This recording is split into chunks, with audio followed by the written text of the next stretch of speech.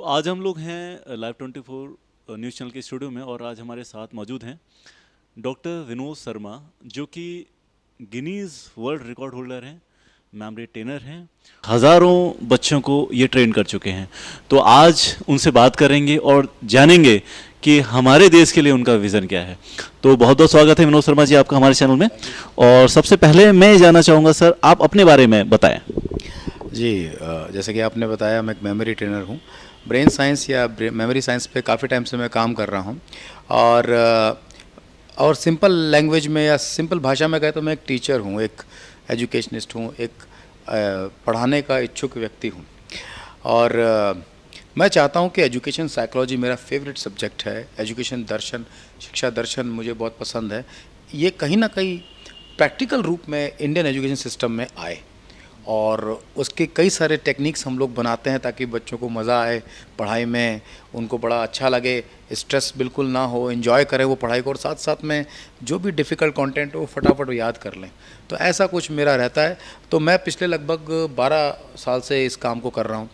मैंने इसमें कुछ रिकॉर्ड्स बनाए, अभी गिनीज वर्ल्ड रिकॉर्ड बनाया, इसके अलावा भी India book of records, Asia book of record, world Kings record की तरफ से, वर्ल्ड रिकॉर्ड यूनियन की तरफ से भी मैंने टॉप 100 रिकॉर्ड होल्डर्स में जगह बनाई और बहुत कुछ किया इसमें।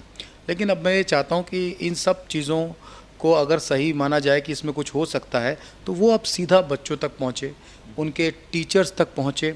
हर स्कूल ये एक बीड़ा उठाए कि यहाँ के बच्चे पढ़ाई को एंजॉय करेंगे, अपनी पढ़ाई से वास्तव में एक अच्छे सफल व्यक्तित्व बनेंगे और पढ़ाई में वैज्ञानिक दृष्टिकोण या साइंटिफिक टेक्निक्स का समावेश होगा।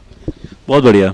अच्छा, जो अपना इंडिया का जो एजुकेशन सिस्टम है, उस इंडिया के एजुकेशन सिस्टम को आपको क्या लगता है कि इसके अंदर क्या चेंजेस लाने की ज़रूरत है? अगर भारत का एंशिएंट एजुकेशन सिस्टम कहें या हम एक हमारा ऐतिहासिक शिक्षा पद्धति कहें तो उससे बड़ी तो कोई पद्धति दुनिया में नहीं हो सकती। भारत विश्व गुरु रहा है इसके ऊपर। लेकिन उसके बाद जब एक तरह से अभी जो एक स्टैंडर्डाइज पद्धति चल रही है, लॉर्ड मैकाले वाला सिस्टम आया उसके बाद में, और जो अभी इन दिनों चल रहा है जिसके अंदर बच्चों को एक फॉर्मल एजुकेशन से निकलना होता है, औपचारिक शिक्षा से अलग अलग सब्जेक्ट्स पढ़ने होते हैं, वहाँ पर मैं ये चाहता हूँ कि जैसे टीचर्स जब बीएड करके आते हैं तो उनके एजुकेशन साइकोलॉजी में ऐसे बहुत सारे पढ़ाई को आसान बनाने के तरीके दिए हुए हैं। जब मैंने पढ़ा तब मुझे ये सब पता लगा और मैंने कुछ सीक्रेट जाने कि अच्छा ये तो पहले से सब कुछ है, बस वो किसी तरह से पूरी तरह से इंडियन एजुकेशन सिस्टम में पहुंच जाए। शिक्षा के 6 चरण हैं। एक एजुकेशन साइकिल जिसे हम कहते हैं लर्निंग साइकिल, उसमें 6 स्टेप्स होते हैं जिनमें से 3 तो बहुत अच्छे से पूरे हो रहे हैं भारत में, लेकिन 3 पे ज़्यादा काम नहीं हो रहा है। तो वो जो गाड़ी है वो डगमगाई हुई है और बच्चे शायद इस वजह से तनाव में हैं। तो मुझे लगता है कि अगर उस पर काम किया जाए और शिक्षा के चरणों को पूरा किया जाए, एजुकेशन साइकोलॉजी से शिक्षा मनोविज्ञान की विधियों से पढ़ाया जाए, वैज्ञानिक तरीक़ों से पढ़ाया जाए और ब्रेन साइंस टेक्निक्स को भी पढ़ाई में एग्ज़ाम में अच्छे मार्क्स लाने के लिए बच्चों को एक एग्ज़ाम प्रोसेस या जिसे हम कहते हैं रिकलेक्शन के टेक्निक सिखाए जाएँ, तो हम एजुकेशन साइकिल को कंप्लीट कर सकते हैं। अगर आप चाहें तो मैं पूरा समझाने की कोशिश करता हूँ। शिक्षा के 4 डायमेंशंस होते हैं: cognizance, kinesis, comprehension, recollection. Simple language में पढ़ना, लिखना, समझना और याद आना। पढ़ना हमें अच्छी तरह सिखाया गया इसलिए हम कभी पढ़ना नहीं भूलते, लिखना अच्छी तरह सिखाया गया हम कभी लिखना नहीं भूलते, समझने को समझाया गया इसलिए समझी हुई बात को हम नहीं भूलते, लेकिन हम वही भूलते जो हम याद करते हैं। इसका मतलब हमें याद करना अच्छी तरह नहीं सिखाया गया। और यही कारण है कि बच्चे को पढ़ना, लिखना, समझना स्कूल में कराया जाता है, पर याद करने की रिस्पॉन्सिबिलिटी उसकी सेल्फ स्टडी पर होती है। उसको याद करने के लिए कोई वैज्ञानिक टेक्निक नहीं दी जाती, इसलिए वो बच्चे इंडिया में रटते हैं, बार बार दोहराते हैं, पढ़ते हैं और तनाव में रहते हैं। आप सोचिए ना, पढ़ाई में तनाव है किस बात का? घर आने के बाद तनाव क्यों? घर आने के बाद जो सेल्फ स्टडी है उसमें जो बार बार याद करना है वही तनाव है। और याद करने से ज़्यादा बड़ा तनाव इस बात का है कि भूल ना जाए। यानी यहाँ पे 2 डर हैं। पहला तो ये सब याद कैसे होगा, और दूसरा हो गया तो एग्ज़ाम में याद आएगा या नहीं आएगा। इन दोनों डर से एग्ज़ाम फोबिया जन्म लेता है। अब ब्रेन साइंस क्या करता है, इन दोनों डर को ख़त्म कर देता है। और ये सब मेरा बनाया हुआ नहीं है। आपको जान के आश्चर्य होगा कि जब पढ़ाई किसी सिस्टम में नहीं थी, हालांकि भारत के ऐतिहासिक अगर हम पुरानी पद्धति की बात करें तो वो तो बड़ी साइंटिफिक थी, लेकिन अगर हम एक फॉर्मल एजुकेशन की बात करें तो पहला कोई एजुकेशन पे ढंग से कोई किताब लिखी गई तो वो ब्रेन साइंस पे लिखी गई, जो मिस्टर ब्रूनो ने लिखी और 13th सेंचुरी में लिखी। आप विकीपीडिया पे इसके बारे में पता कर सकते हैं। और ये सब जान करके मुझे बड़ा उत्सुकता हुई कि क्यों ना इसको लाया जाए। फिर मुझे लगा कि क्या हम इसे अलग से सीखे, तब मुझे पता लगा कि ये तो एजुकेशन साइकोलॉजी में पहले से है, इस पर चैप्टर्स हैं। अब पता नहीं क्यों कि ये स्कूल के अंदर उसको प्रैक्टिकल रूप में नहीं किया जाता, लेकिन मैंने कोशिश की और बड़ा प्यार मिला। बहुत, आज लगभग 2500 से ज़्यादा वर्कशॉप्स कर चुका हूँ, सेमिनार्स कर चुका हूँ, हज़ारों बच्चों से मिल चुका हूँ, लगभग 6 से 7 लाख लोगों को डायरेक्टली ट्रेनिंग और एड्रेस किया हुआ है। तो मुझे ऐसा लगता है कि इतनी संख्या में अगर लोग इसमें इंटरेस्ट ले रहे हैं तो कहीं ना कहीं या तो ये उनकी प्रॉब्लम का पार्ट है या इंटरेस्ट का पार्ट है, और कहीं ना कहीं ये चीज़ काम की ज़रूर है। काम की तो वैसे ही है, क्योंकि एग्ज़ाम किस बात का होता है सर? अगर पढ़ाई में एग्ज़ाम ना हो तो तनाव ख़त्म, पर अगर एग्ज़ाम है तो एग्ज़ाम है कौन सी बात का? एग्ज़ाम आपके पढ़ने के स्किल का, लिखने के स्किल का और समझने के स्किल का नहीं है। आपने क्या याद किया है उसका है, और आपने क्या पढ़ा, क्या लिखा, क्या समझा, क्या याद किया, इस पर आपको मार्क्स नहीं मिलते। आपको एग्ज़ाम में याद आया तो मार्क्स मिलते हैं, राइट? तो एग्ज़ाम में वापस याद कैसे आए, इसे कहते हैं टेक्निकली रिकलेक्शन स्किल। इस पर कौन सी इंस्टीट्यूट काम कर रही है, इस पर कौन से स्कूल में एक रेगुलर क्लास लग रही है? ये एक चौथा पहिया है एजुकेशन की गाड़ी का जो पंचर है, और पंचर गाड़ी में बार बार हवा भर के हम उसे थोड़ी थोड़ी दूर ले जाते हैं, दोहरा के रट के। क्यों ना उसको ठीक कर दिया जाए, क्यों ना ये साइंस सिखा दिया जाए, इससे वो गाड़ी अपनी स्पीड पकड़ लेगी। दूसरा, इस वर्ड में मैजिक है, ब्रेन साइंस ट्रेनिंग। मैं तो कहता हूँ इंडिया में टीचिंग को ट्रेनिंग से रिप्लेस कर दिया जाए। सबसे पहले समझते ट्रेनिंग क्या है। अगर जंगल में आप जा रहे हो, आपको बंदर की आवाज़ आए, मोर की आवाज़ आए, आपको चिड़िया की आवाज़ आए, आप डरोगे नहीं, लेकिन शेर की आवाज़ आए तो आप डरोगे। आप जंगल में सारे जानवर देखना चाहते हो लेकिन शेर को नहीं देखना चाहते हो, क्योंकि आपको पता है कि वो एक हिंसक, फ्यूरियस है, वो एक वायलेंट एनिमल है और वो अटैक कर सकता है जंगल में। एक जंगली जानवर जब एक ट्रेनिंग से गुजरता है वो शेर, तो सर्कस में वो ही एक ट्रेंड एंटरटेनर हो जाता है। तो जब एक ट्रेनिंग एक हिंसक जंगली जानवर के आचरण में बदलाव करके उसे एक मनोरंजन करने वाले पशु में बदल सकती है, तो हम तो पहले से इंसान हैं, हमें एक ट्रेनिंग बहुत कुछ सिखा सकती है। तो सबसे पहले टीचिंग के साथ ट्रेनिंग की इंपॉर्टेंस लाई जाए और प्रैक्टिकल रूप में बच्चों को पढ़ाया जाए, सब्जेक्ट के साथ कनेक्ट बनाया जाए, और ये केवल वो टीचर कर सकता है जिसका वो सब्जेक्ट है। दूसरा आता है साइंस, ब्रेन साइंस ट्रेनिंग में मैंने अब सेकंड वर्ड लिया साइंस। साइंस क्या है? साइंस आपकी लाइफ में एफर्ट्स और टाइम को बचाने का उपक्रम है। साइंस को जब भी आप लाइफ में यूज़ करते हैं, आप अपने you tend to reduce your time, effort and you manage the comfortability also. अगर आपको 100 किलोमीटर जाना हो तो आप क्या प्रेफर करेंगे, पैदल या कार? कार। अगर आपको हेलीकॉप्टर मिल रहा हो तो फिर हेलीकॉप्टर, यानी जो सबसे कम टाइम में आपको ले जा सकता हो वो, और जो सबसे कंफर्टेबल हो। यानी कि साइंस आपके टाइम को रिड्यूस करने वाला उपक्रम है। आज से 500 साल पहले लोग 100 किलोमीटर पैदल जाया करते थे, उन्हें 2 दिन लगते थे। आज कार से जाते हैं 2 घंटे लगते हैं। हो सकता है आज के 20 साल बाद हेलीकॉप्टर पर्सनल हो जाएगा तो 10 मिनट में पहुंच जाएंगे। यानी डिस्टेंस तो 100 किलोमीटर ही है, उसे कवर करने के तरीके पर उसका टाइम निर्भर करता है। हमने साइंस को जहाँ भी यूज़ किया लाइफ में, हमने टाइम को रिड्यूस किया। खाना बनाने में यूज़ किया, खाना बनाने का टाइम घटा। हमने आने जाने में यूज़ किया, आने जाने का टाइम घटा। एक ज़माने में लोग चिट्ठी लिखा करते थे, 15 दिन में पहुंचती थी, आज व्हाट्सअप लिखते हैं 1 सेकंड में पहुंचता है, तो कम्युनिकेशन का टाइम घटा। साइंस जहाँ भी डेवलप होती है, साइंस जब तरक्की करती है और उससे लोग यूज़ करते हैं तो उनका टाइम घटता है। सब जगह टाइम घटा, पढ़ाई में उल्टा टाइम बढ़ा आज के बच्चे का पहले के बच्चे से। यानी we study science but we do not use science in studies. और जिस तरह से पॉपुलर साइंस या नॉर्मल साइंस ह्यूमन टाइम को रिड्यूस करती है, उसी तरह से ब्रेन साइंस लर्निंग टाइम को रिड्यूस करती है। यानी ब्रेन साइंस का उपयोग किया जाए तो उससे पढ़ाई में कम समय में ज़्यादा अच्छा रिजल्ट आ सकता है। बच्चे को किसी चीज़ को 10 जगह पढ़ने की ज़रूरत नहीं है, किसी भी कोचिंग की आवश्यकता नहीं है। स्कूल के टीचर से अच्छे से पढ़े और उसके बाद ब्रेन साइंस से उसे पक्का कर ले, अपने एग्ज़ाम को एंजॉय करें। तो that is called brain science. तो ब्रेन साइंस एक ट्रेनिंग प्रोग्राम है जो अगर स्कूली बच्चों के लिए लाया जाता है तो हम भविष्य के लिए हमारे भारत में एक अच्छी एसेट तैयार करके दे सकते हैं। बहुत बढ़िया। अच्छा, इसके अंदर जैसे कि अब्दुल कलाम जी का एक बड़ा अच्छा सेंटेंस है। उन्होंने बोला है कि अगर हमें इंडिया को करप्शन फ्री बनाना है और एक राष्ट्र बनाना है जहाँ पे खूबसूरत मस्तिष्क निवास करते हों, तो 3 लोग हैं जो उस काम को कर सकते हैं, father, mother and the teacher. तो टीचर आपके इस प्रोग्राम के अंदर कैसे हेल्प हो सकते हैं, उसके बारे में थोड़ी सी जानकारी हमारे दर्शकों को दीजिए। देखिए, मैं तो ये मानता हूँ कि एक बच्चे की ज़िंदगी में सबसे इम्पोर्टेंट रोल टीचर का है।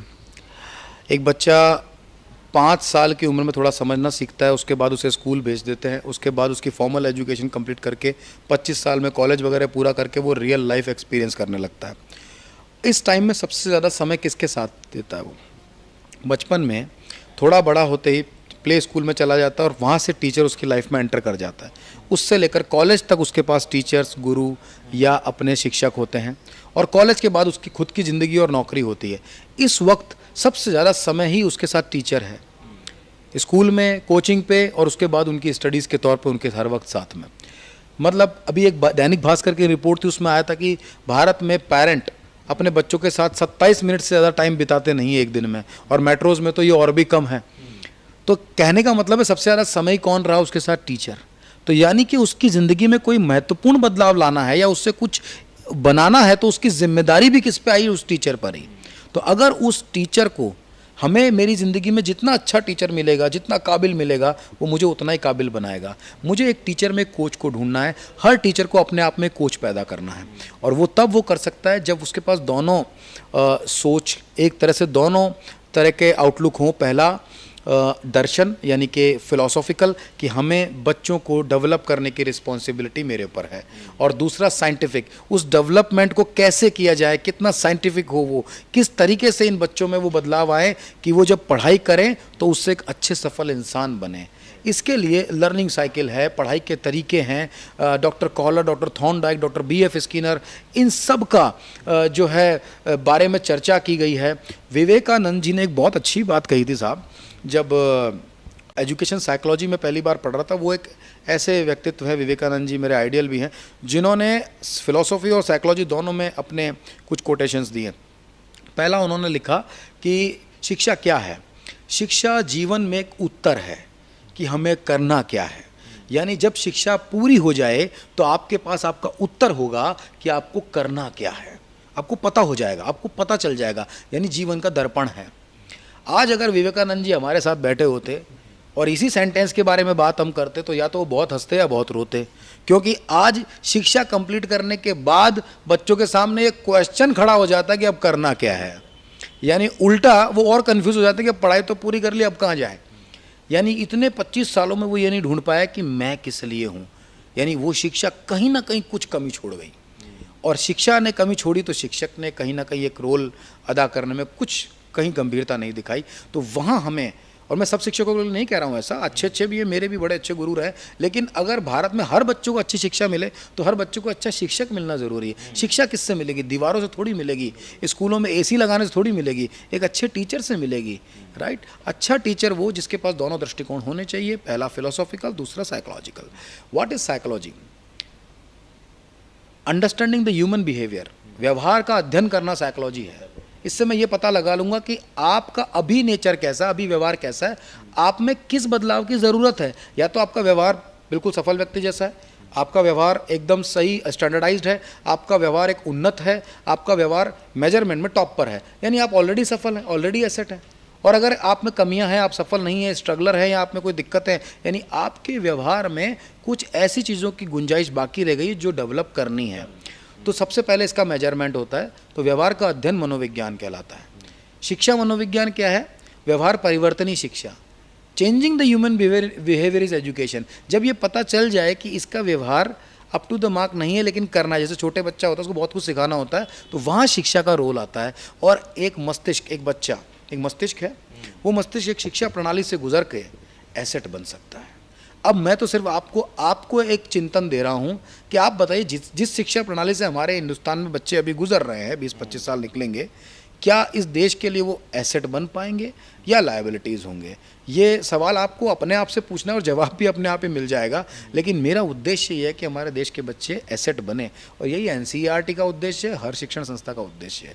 लेकिन इसके लिए सिस्टम का कंप्लीट होना ज़रूरी है, लर्निंग साइकिल कंप्लीट होना ज़रूरी है, शिक्षक को 100% एक ट्रेनर, एक कोच के जैसा होना ज़रूरी है, और शिक्षा के चारों आयाम को पूरा करना ज़रूरी है। अच्छा, अभी आपने बात करते हुए बताया कि एनसीईआरटी का आपने नाम लिया, तो मैं जानना चाहूँगा एनसीईआरटी की जो महत्व है एनसीईआरटी का हमारे समाज के लिए, हमारे बच्चों के लिए, उसके बारे में थोड़ा सा हमारे दर्शकों को बताइए। NCERT, national council of education research and training, इस नाम में आपको आंसर ही मिल जाएगा। इसका अंतिम वर्ड है ट्रेनिंग। इसने भारत के बच्चों को ट्रेन करने के लिए कंटेंट बनाया है, राइट? तो मैं यही तो कह रहा था आपको कि टीचिंग को ट्रेनिंग के साथ में एक तरह से इक्विप करके उसे इम्प्रोवाइज़ किया जाए। ट्रेनिंग ही बदलाव ला सकती है साहब। पहला जो एनसीईआरटी है, एनसीईआरटी, जब मैंने एनसीईआरटी के लोगों को सुना, उसके बारे में जाना, उसके बारे में रिसर्च किया, तब मुझे पता पड़ा कि ये सब कुछ कर सकता है, ये भारत में वास्तव में बच्चों में महत्वपूर्ण बदलाव ला सकता है।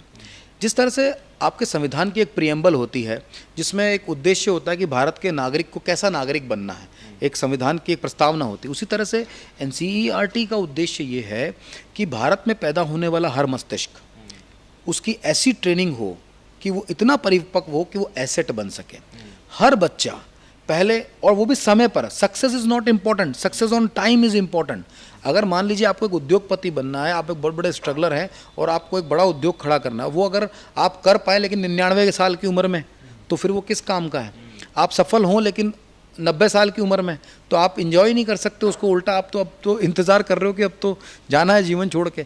वही अगर आपको 26 साल 25 साल की उम्र में वो सपना पूरा होता है, तो आप उससे कुछ बदलाव ला सकते हो, उसके साथ कुछ कर सकते हो। तो success on time is important, success is not important. तो अब सवाल ये है कि सफलता है क्या? सफलता एक सफल व्यक्तित्व का जो रिएक्शन है, उससे मिलने वाला जो रिस्पॉन्स है वो है। एक सफल व्यक्तित्व क्या है? इसमें पर्सनैलिटी है। अगर एक बच्चा बड़ा होता है तो एक प्रक्रिया है जो उसको सिखाएगी कुछ ना कुछ। उसमें पहला आता है प्राइमरी एजुकेशन।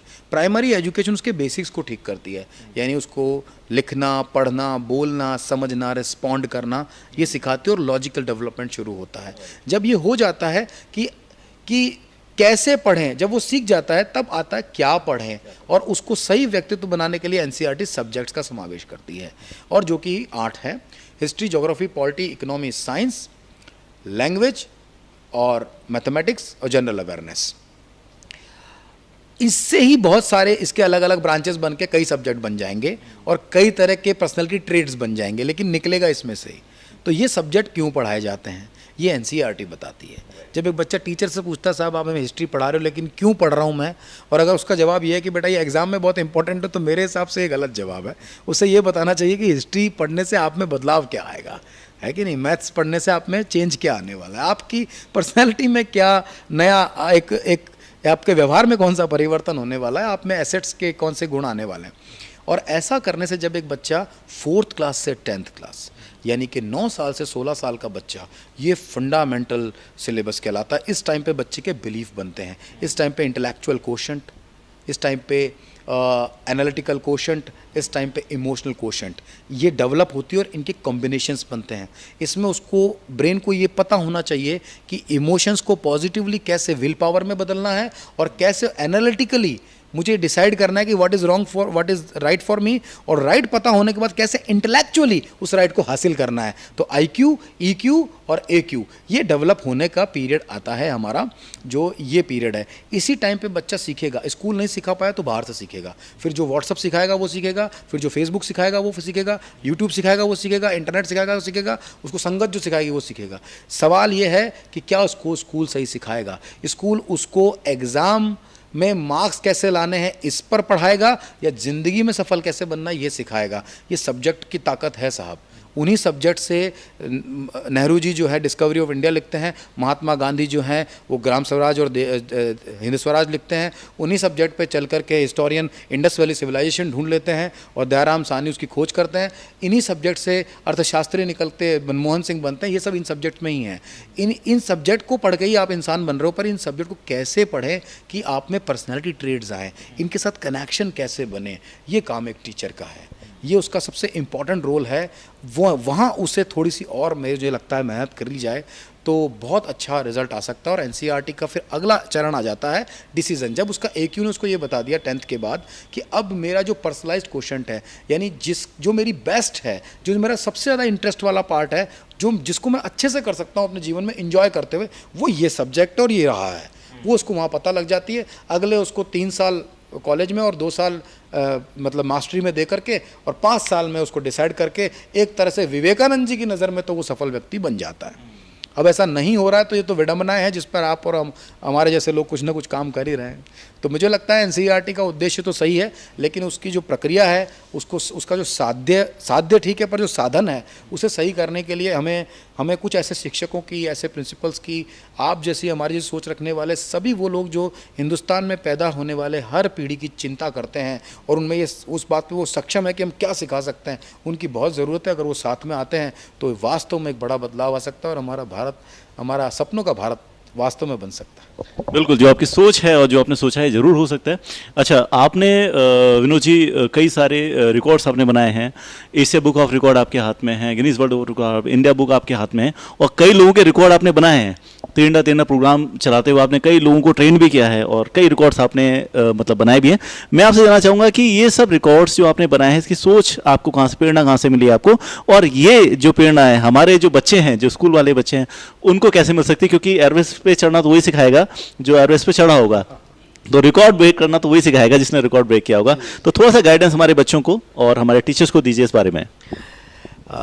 शिव खेड़ा जी का जो मेरे एक मेंटर हैं, उनका एक बहुत अच्छा स्टेटमेंट है, under the same set of circumstances some people break records while others break themselves. समान परिस्थितियों में कुछ लोग रिकॉर्ड तोड़ते हैं, कुछ लोग खुद को तोड़ लेते हैं। तो परिस्थितियाँ समान है।